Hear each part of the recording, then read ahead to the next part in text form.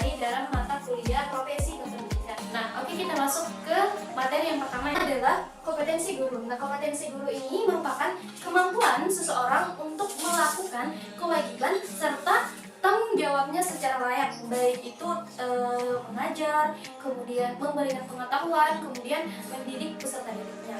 Oke, di dalam kompetensi guru ini ada empat poin yang akan kita bahas yang wajib dimiliki oleh seorang guru. Yang pertama adalah kompetensi pedagogik. Nah, kompetensi pedagogik ini merupakan kompetensi yang wajib ada pada guru, di mana guru itu harus mampu mengelola peserta didik, mengajar peserta didik di dalam kelas. Seperti yang kita tahu, peserta didik ini memiliki berbagai macam karakter yang berbeda-beda. Maka dari itu, guru harus mampu memiliki kompetensi dari pedagogik ini. Oke, yang kedua adalah kompetensi sosial. Nah, kompetensi sosial ini merupakan kemampuan seseorang guru untuk mampu berkomunikasi, baik itu dengan wali murid, dengan guru lainnya, ataupun dengan peserta didiknya. Ini merupakan kompetensi yang juga tidak kalah penting dari kompetensi pedagogik. Oke, yang selanjutnya yang ketiga yaitu kompetensi kepribadian. Nah, seperti yang kita ketahui ya, seorang guru merupakan model bagi peserta didiknya. Maka dari itu, guru harus mampu memberikan contoh yang baik kepada peserta didiknya, baik itu dari segi pengajarnya ataupun dari segi penampilannya. Maka dari itu, kompetensi guru yang ketiga yang merupakan kompetensi kepribadian ini juga tidak kalah penting dari dua kompetensi yang ada di atas tadi. Oke, yang terakhir yang merupakan kompetensi profesional. Nah, kompetensi profesional ini merupakan kompetensi seorang guru yang menuntut guru harus memiliki kemampuan untuk meningkatkan keprofesionalannya. Oke, kemudian kita ke materi yang kedua. Nah, materi yang kedua ini merupakan keterampilan dasar mengajar. Keterampilan dasar mengajar ini merupakan keterampilan seorang guru untuk mampu mengelola suatu kelas agar peserta didik tidak merasa bosan dalam melakukan pembelajaran. Oke, ada 7 subjek yang akan kita bahas terkait dengan keterampilan dasar mengajar ini. Yang pertama adalah keterampilan bertanya. Nah, guru harus memiliki keterampilan bertanya, di mana guru harus mampu memberikan pertanyaan kepada peserta didiknya agar peserta didik mampu memahami dengan baik dan benar materi atau pembelajaran yang diberikan oleh gurunya dengan cara bertanya kepada peserta didiknya, sehingga ada timbal balik dari peserta didik kepada guru tersebut. Oke, kemudian yang kedua yaitu memberi penguatan. Nah, memberi penguatan. Guru ini harus mampu memberikan penguatan terkait materi-materi yang diberikan oleh guru tersebut, supaya peserta didik ini memberikan timbal balik berupa sikap yang baik kepada guru. Kemudian yang ketiga yaitu keterampilan menjelaskan. Nah, guru ini harus memiliki keterampilan yang bisa menjelaskan materi itu dengan baik dan benar dan bisa dipahami oleh peserta didiknya, menggunakan entah itu dengan menggunakan bahasa yang mudah dipahami atau dengan metode-metode yang bisa peserta didik pahami dengan baik. Oke. Kemudian yang ketiga adalah mengadakan variasi. Nah, di dalam suatu kelas tentu saja peserta didik itu akan merasa bosan ketika tidak ada variasi yang dilakukan di dalam kelas itu, baik itu dari cara mengajar guru ataupun dari metode guru yang digunakan untuk menyampaikan materi itu. Maka dari situlah guru itu dituntut untuk memiliki keterampilan mengadakan variasi di dalam kelas itu agar mampu memberikan timbal balik dari peserta didik itu bahwa mereka senang mengikuti pelajaran yang diberikan. Oke, selanjutnya yang kedua yaitu diskusi kecil. Nah, kemampuan diskusi kecil ini merupakan kemampuan guru yang mampu membentuk suatu kelompok di dalam kelas itu, yang dimana anggota kelompoknya itu dari anggota kelas itu tersebut. Nah, ini bertujuan untuk bisa melatih kepemimpinan dan bagaimana mereka itu bekerja sama dalam kelas. Oke, selanjutnya yang keenam yaitu keterampilan membuka dan menutup pembelajaran. Nah, dalam pembelajaran yang dilakukan di kelas, guru itu harus mempunyai keterampilan untuk membuka dan menutup pembelajaran itu. Misalnya dengan cara mungkin membukanya dengan permainan atau diskusi, kemudian menutupnya dengan permainan kembali. setelah melakukan pembelajaran. Jadi mereka itu ada efek relaksasi yang dilakukan setelah melakukan pembelajaran. Selanjutnya yang terakhir yaitu keterampilan untuk mengelola kelas. Nah, guru ini dituntut untuk mempunyai keterampilan untuk bisa mengelola kelas itu dengan baik. Kenapa demikian? Ini supaya pembelajaran itu tidak merasa kaku sehingga akan terjadinya efektivitas pembelajaran di suatu kelas. Oke, baik, kita akan masuk ke materi yang ketiga yaitu sertifikasi guru. Nah, sertifikasi guru ini merupakan pemberian suatu sertifikat kepada guru atau dosen sebagai bentuk profesional seorang guru atau dosen itu tersebut. Oke, ada 4 hal yang akan saya bahas. Yang pertama yaitu tujuan. Nah, apa sih tujuan dari pemberian sertifikat ini kepada guru atau dosen? Nah, tujuan yang pertama yaitu untuk menentukan kelayakan seorang guru itu mendidik atau memberikan pengetahuan kepada peserta didiknya. Apakah guru itu sudah layak atau belum untuk mendidik. Kemudian yang kedua yaitu untuk meningkatkan produsen serta kualitas dari seorang guru itu. Oke, baik, tujuan yang ketiga yaitu untuk meningkatkan harkat dan martabat seorang guru dengan cara mengikuti pendidikan secara formal. Kemudian yang keempat, yang terakhir yaitu untuk meningkatkan keprofesionalan seorang guru.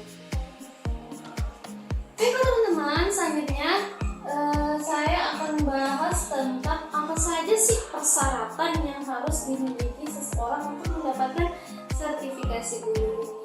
Nah, yang pertama yaitu tentu saja harus memiliki nomor unik pendidik dan tenaga kependidikan yaitu NUPTK. Kemudian yang kedua yaitu memiliki kualifikasi akademik sarjana S1 atau diploma 4 dari perguruan tinggi yang memiliki program studi yang terakreditasi atau minimal memiliki izin penyelenggaraan.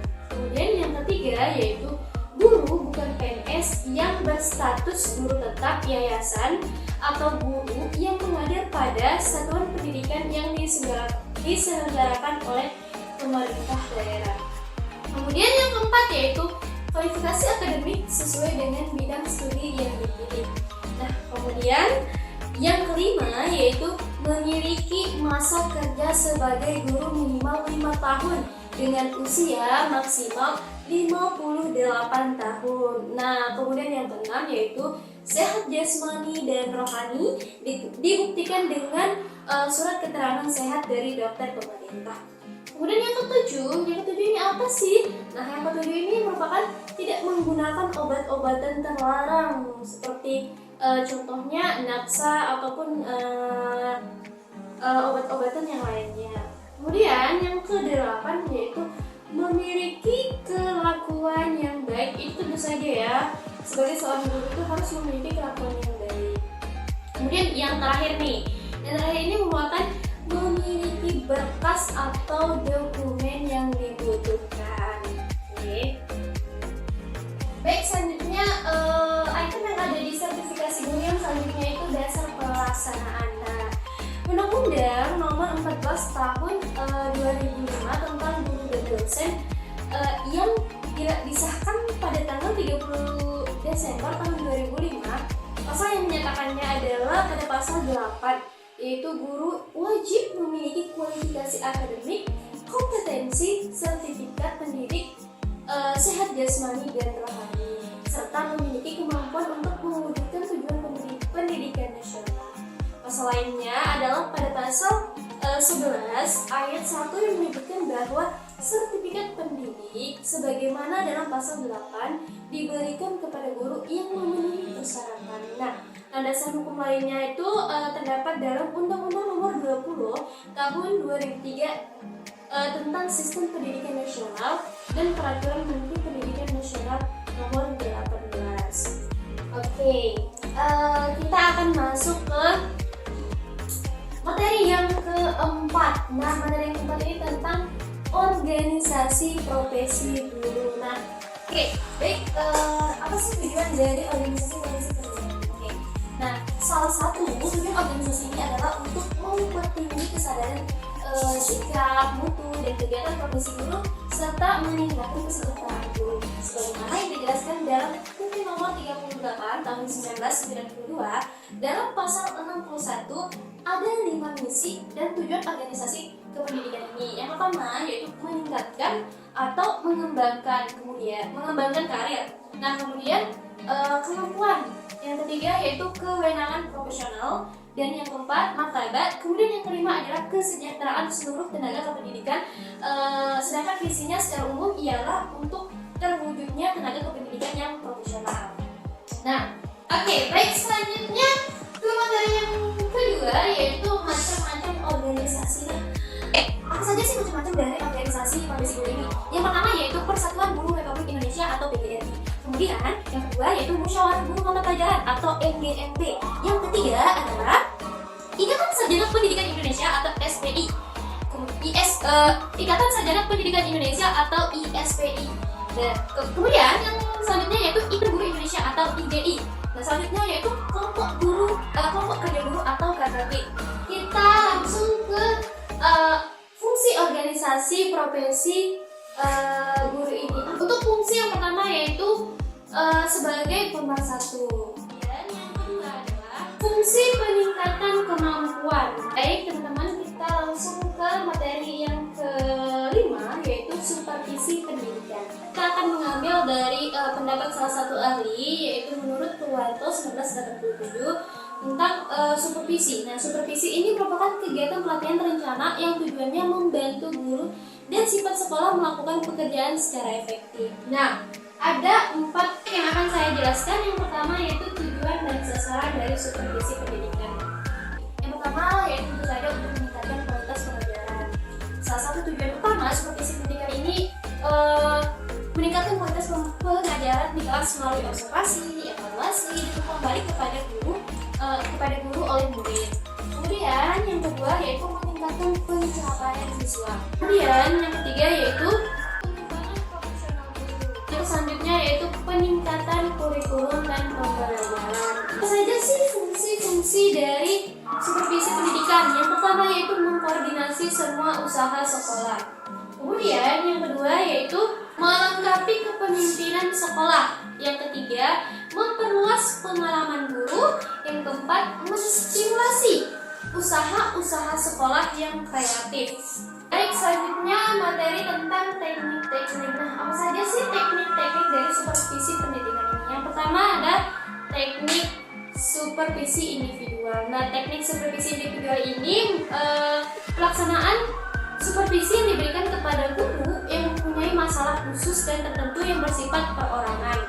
Yang kedua yaitu teknik supervisi kelompok. Nah, teknik supervisi kelompok ini adalah salah satu cara melaksanakan program supervisi yang ditunjukkan pada dua